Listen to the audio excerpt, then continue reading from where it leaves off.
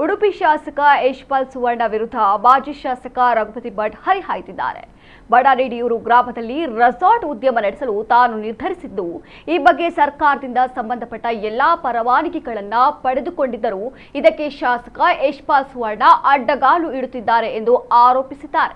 ಮಾಜಿ ಶಾಸಕ ರಘುಪತಿ ಭಟ್ ಅವರು ಸುದ್ದಿಗೋಷ್ಠಿಯಲ್ಲಿ ಮಾತನಾಡಿ, ಶಾಸಕ ಯಶ್ಪಾಲ್ ಸುವರ್ಣ ಅವರು ನನ್ನ ವಿರುದ್ಧ ದ್ವೇಷ ಸಾಧಿಸ್ತಾ ಇದ್ದಾರೆ. ಅವರ ಧೋರಣೆಯನ್ನು ಖಂಡಿಸಿ ಮಾರ್ಚ್ 23ರ ಸೋಮವಾರದಿಂದ ಮೊದಲುಗೊಂಡು ಉಡುಪಿ ನಗರಾಭಿವೃದ್ಧಿ ಪ್ರಾಧಿಕಾರ ಕಚೇರಿ ಮುಂಭಾಗದಲ್ಲಿ ನಿರಂತರ ಧರಣಿ ನಡೆಸಲು ನಿರ್ಧರಿಸಿದ್ದೇನೆ.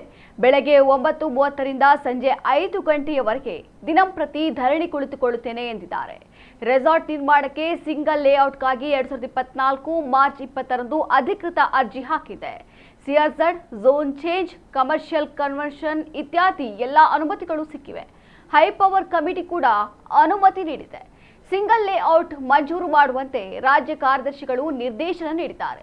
ಹೈಕೋರ್ಟ್ ಕೂಡ 30 ದಿನದಲ್ಲಿ ಕ್ರಮ ಕೈಗೊಳ್ಳಲು ಸೂಚಿಸಿದೆ. ಆದರೆ ರೆಸಾರ್ಟ್ ನಿರ್ಮಾಣಕ್ಕೆ ಸಿಂಗಲ್ ಲೇಔಟ್ ನೀಡಲು ಉಡುಪಿ ನಗರಾಭಿವೃದ್ಧಿ ಪ್ರಾಧಿಕಾರದ ಅಧಿಕಾರಿ ಸತಾಯಿಸ್ತಾ ಇದ್ದಾರೆ.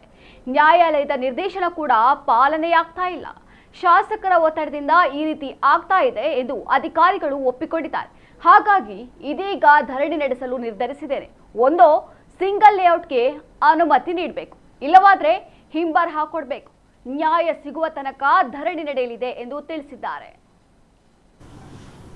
ಕಡಲ ತೀರದಲ್ಲಿ ಒಂದು ರಿಸಾರ್ಟ್ ಮಾಡಬೇಕು ಅಂತ ಹೇಳುವಂಥ ಕಾರಣಕ್ಕೋಸ್ಕರ ಸುಮಾರು 1 ಎಕರೆ 60 ಸೆಂಟ್ಸಲ್ಲಿ ರಿಸಾರ್ಟ್ ಮಾಡಬೇಕು ಅಂತ ಹೇಳುವಂಥ ಯೋಚನೆಯನ್ನು ಮಾಡಿ ಅದಕ್ಕೆ ಬೇಕಾದಂಥ ಅನುಮತಿಗಳನ್ನು ಪಡ್ಕೊಂಡು ಬಂದೆ. ಕಳೆದ 24 ತಿಂಗಳಿಂದ ಸುಮಾರು 23/2024ಕ್ಕೆ ನಾನು ಸಿಂಗಲ್ ಲೇಔಟಿಗೆ ನನ್ನ ಆ ಜಾಗಕ್ಕೆ ಸಿಂಗಲ್ ಲೇಔಟ್ ಬೇಕು ಅಂತ ಹೇಳುವಂಥ ಕಾರಣಕ್ಕೆ ನಾನು ಅಧಿಕೃತವಾದಂಥ ಅಪ್ಲಿಕೇಶನನ್ನು 20/3/2024ರಂದು ಹಾಕಿದ್ದೇನೆ. ಈಗ ಮೊನ್ನೆ 20ನೇ ತಾರೀಕಿಗೆ 24 ತಿಂಗಳು ದಾಟಿತ್ತು, ಅಂದರೆ 2 ವರ್ಷ ದಾಟಿತ್ತು. ಇವತ್ತಿಗೂ ನನಗೆ ಸಿಂಗಲ್ ಲೇಔಟ್ ಕೈಯಲ್ಲಿ ಸಿಗಲಿಲ್ಲ.